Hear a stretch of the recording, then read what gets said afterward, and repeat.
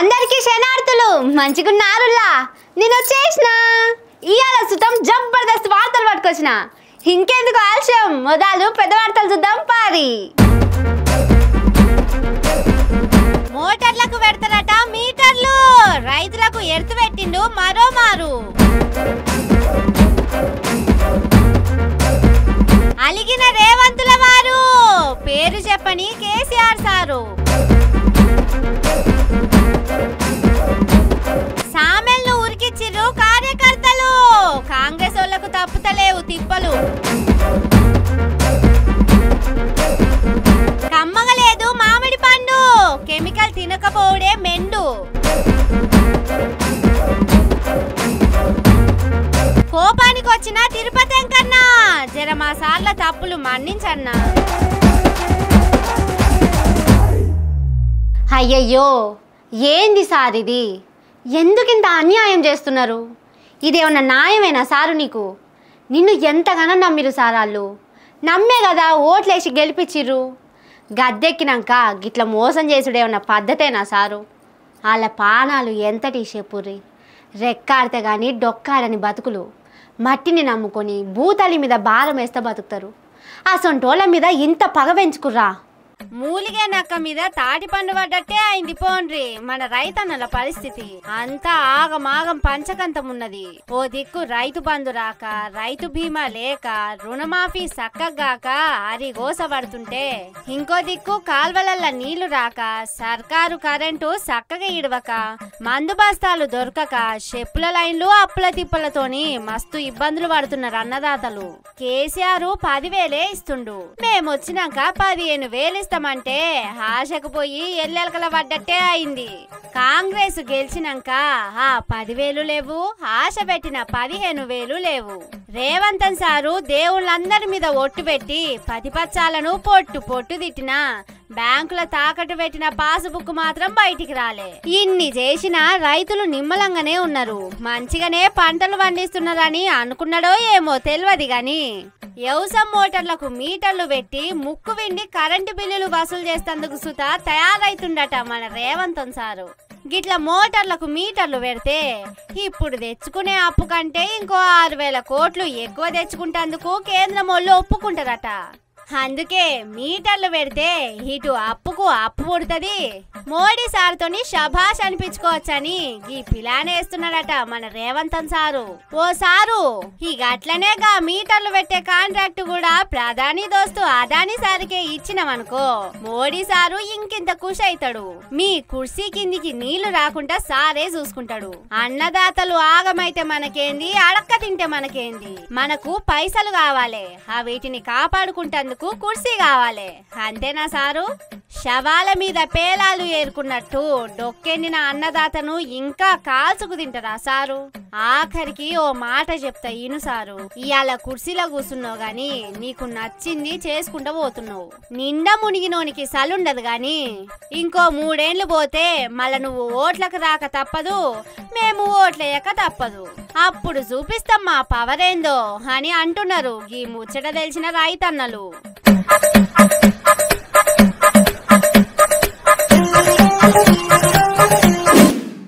ఏయ్ నా పేరు చెప్పేద్దాముందా మీకు చెప్తారా అబ్బో అంత ధైర్యం ఉందా అది నా పేరు పలకమంటే మినిమం ఉండాలి గజ్జ వనకాలే నల్లగొండ బిడ్డ సూర్యాపేట అడ్డలా మన పేరు పలికితే అటుకెళ్ళి 100 మంది ఇటుకెళ్ళి 100 మంది రావాలి షిటికేస్తే సపా సుమోలు వచ్చి ఆగాలి అది మన రేంజు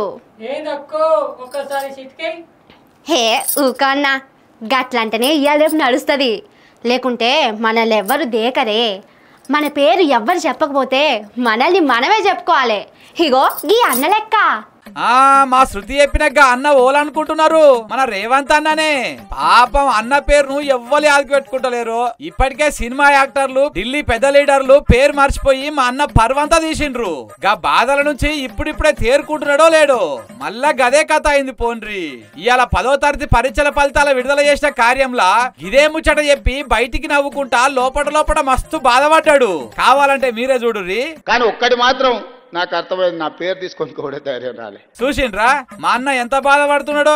ముసి ముసి నవ్వినట్టు అనిపిస్తున్నది గాని లోపల లోపల మస్తు బాధపడుతున్నాడు. ఇక ముచ్చటేందంటే మొన్న వరంగల్ సభలో కేసీఆర్ సారు రేవంత్ అన్న పేరు చెప్పలేదంట. గంట సేపు మాట్లాడి ఒక్క పాలి కూడా అన్న పేరు వలకలేదంట. ఏహే గంజిల ఈగలేక తీసి పడేసిరని జనమంతా అనుకుంటుంటే కాదు కాదు, నా పేరు వల్కాలంటే కేసీఆర్ కు భయం అవుతుందని ఆయన గురించి ఆయన చెప్పుకున్నాడు ఇలా రేవంత్ అన్న. కానీ ఒక్కటి మాత్రం నాకు అర్థమైంది, నా పేరు తీసుకొని కూడా ధైర్యం రాలే. ఈ ముచ్చటినాక మొన్న car party leader Jagadish sir చెప్పిన ముచ్చట కూడా నిజమనే అనిపిస్తున్నది. అయ్యో నా పేరు చెప్పకపోయే అని చెప్పి, అయ్యో ఏంది నీ పేరే తీసుకోలేదు, నువ్వు ఒకసారైనా తలుసుకోకపోయాను బాధపడుతుంటున్నాను. నేను నీ పార్టీ ఎమ్మెల్యేలు, నీ పార్టీ మంత్రులు నీ పేరు గుర్తుపెట్టుకోవట్లేరు, పిలుస్తలేరు. రేవంత్ రెడ్డి గారు రజనోత్సవ సమానంగా ఇంట్లోనే కూర్చున్నాడట, ఇటకెళ్ళి బయటకు వెళ్ళలేదట. తలుపు పెట్టుకొని ఇంట్లో టీవీ కత్తుకొని కూర్చున్నట్టుగా సభను చూస్తా అని చెప్పి ఆశపడ్డాడు. ఎక్కడన్నా కేసీఆర్ గారు నా పేరు తీయకపోతాడా, నన్ను తిట్టకపోతాడా, మళ్ళీ నేను ప్రెస్ మీట్ పెట్టి నేను మళ్ళా కేసీఆర్ గారి పైన బీఆర్ఎస్ పార్టీ పైన దుమ్మెత్తి పోయకపోతానా అని చెప్పని ఆబగా ఎదురు చూసిందట. కానీ కేసీఆర్ గారు పరికరాల పేరు ఎందుకు బయటకు తీయాలా అని చెప్పని ఆయన శుతిమెత్తగా ఎవరికి ఏం చెప్పాలో అది చెప్పేసిండు. చెప్పకపోతే అలిగి రాత్రి అన్నం తినకుండా పడుకున్నాడు రేవంత్ రెడ్డి. కేసీఆర్ సభ రోజు మన రేవంత్ అన్న ఏడికి పోకుండా ఇంటనే కూర్చొని నా పేరు చెప్తాడా చెప్పడా అని టీవీల ముంగల్నే కూర్చున్నాడు అన్నది నిజమేనని అంటున్నారు ఈ చూసిన వాళ్ళు.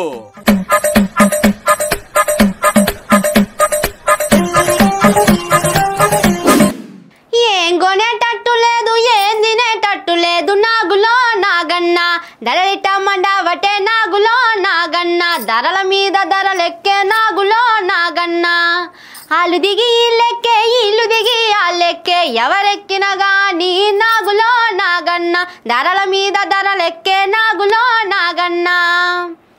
ఇప్పుడు ఈ పాటను కాంగ్రెస్ లీడర్లు ఇగో ఇట్లా వాడుకోవాలి. ఏడికోయే తట్టు లేదు, ఏమనే తట్టు లేదు, నాగులో నాగన్న జనమిట్ల తిరగబడి నాగులో నాగన్న, దొరకబట్టి దంచు తుర్రు నాగులో నాగన్న, కాంగ్రెసు నాయకులను నాగులో నాగన్న, ఉరికిచ్చి తరుము తుర్రు నాగులో నాగన్న.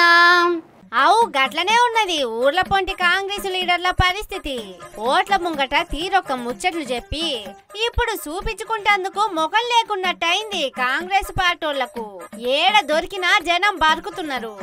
ఎటువాయేసారు 6 గ్యారంటీలు, ఎటువాయేసారు 420 హామీలు, 4000 పింఛని ఎటువాయే, తులం బంగారం ఎటువాయే, ఆడపిల్లలకు స్కూటీలు ఎటువాయే అని నిలదీస్తుర్రు.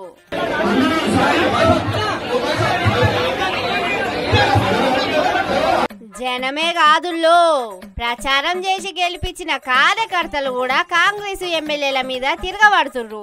చెల్ మేము ఓట్లేపిస్తే గెలిచి గద్దె మీద కూర్చొని మమ్మల్ని పట్టించుకోవా అని తుంగతుర్తి ఎమ్మెల్యే మందుల సామేల్ సారును గట్టిగానే అరుచుకున్నారు. నియోజకవర్గంలో పార్టీ కార్యకర్తల మీటింగులా హెగో ఇట్లా రచ్చ రచ్చ చేసిర్రు.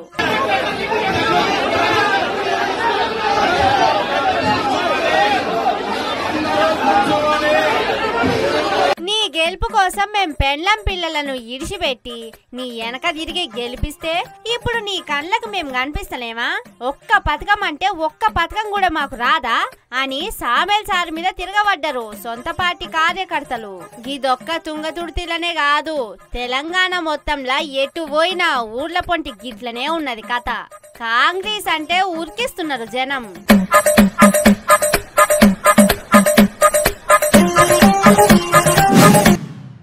మాడిపళ్ళ సీజన్ వచ్చింది. మీరు తింటున్నా మాడిపళ్ళు? నేనైతే తింటున్నా. ఇట్లా వేయాలి. బా ఏందన్నా ఈ మాడిపండు టేస్టే లేదు అన్న, నాకు ఇది వద్దన్న, వేరే మంచి పండు చూసి. మాడిపండు తినాలే, ఆరోగ్యానికి మంచిది, సరేనా? తింటున్నా. చిచ్చి ఏందన్నీ ఇట్లున్నాయి పండ్లు అన్నా? అటు పడేసి మంచి మక్కింది, మంచి పండు వండిన మాడిపండి నాకు, సరేనా?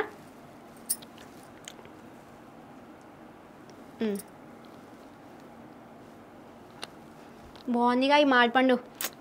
మనం ఏం తిన్నా ఈ నెల రోజులే, తర్వాత తిందామన్నా దొరకాయి, సరేనా?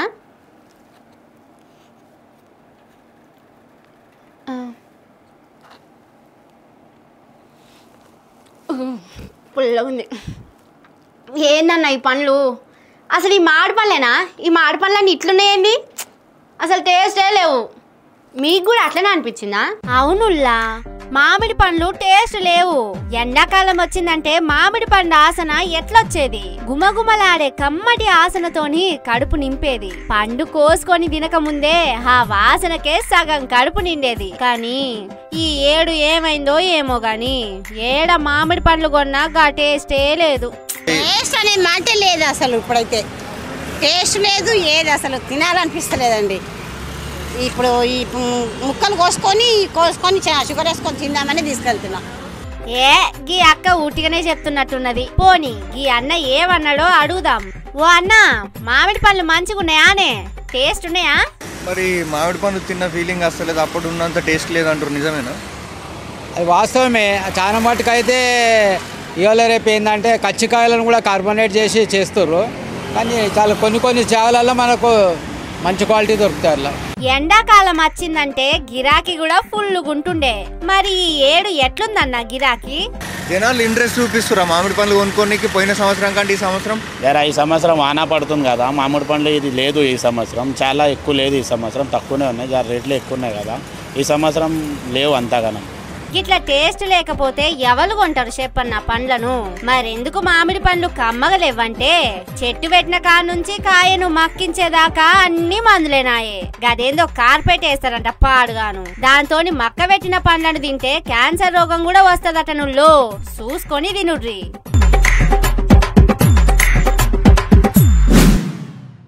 ఏడుకొండలవాడ వెంకటరమణ గోవింద గోవింద, ఆపద మొక్కులవాడ అనాథ రక్షక గోవింద గోవింద.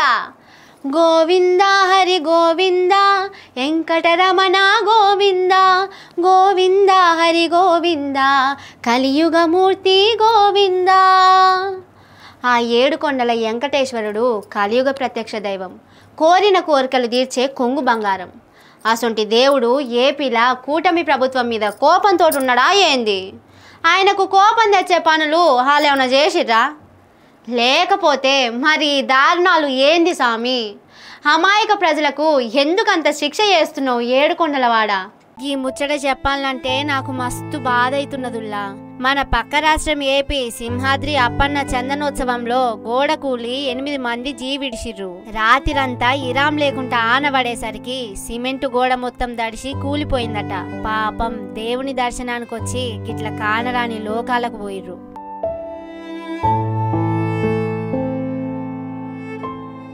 ఈ గోస ఇదైతే 2-3 నెలల కింద తిరుమలలా తొక్కిసలాట అయితే దాంట్లో కూడా 6 మంది జీవిడిసిర్రు. అటు తక్కువ 50 మందికి మస్తు దెబ్బలు తాకినాయి.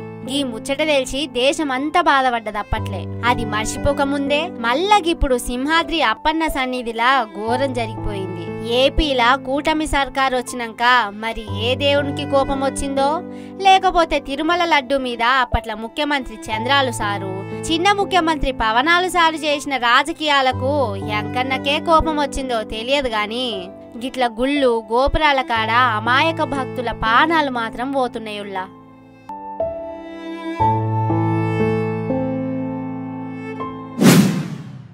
ఇవి అది ముచ్చట్లు.